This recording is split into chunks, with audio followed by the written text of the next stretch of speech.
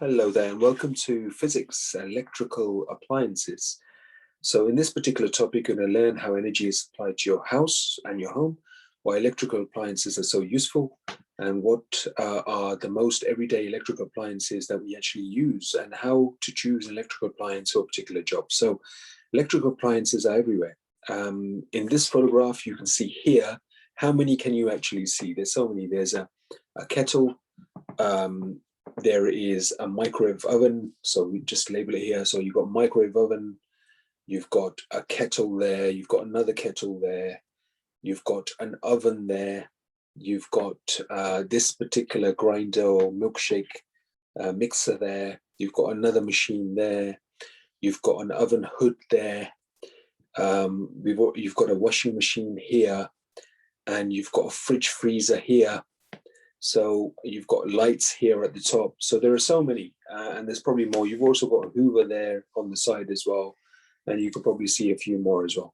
So, electrical appliances everywhere. We actually rely on electricity and electrical appliances to do our work, and that was not actually the case in the olden days. The energy that we use in our home is mostly supplied by electricity, gas, or oil. And although all three of these energy supplies can be used for cooking and heating, your electricity supply is vital because you use electrical appliances for so many purposes every single day.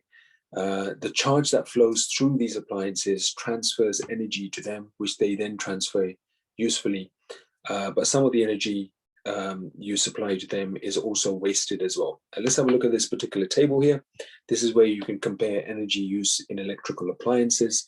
So you've got light bulb as our first example. Useful energy is the light emitted from the glowing filament. Energy that's wasted, energy transfer from the filament heats the surroundings.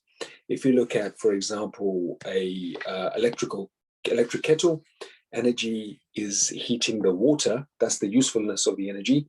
But at the same time, energy heating the kettle itself as well, which means that's slightly wasted energy in that sense.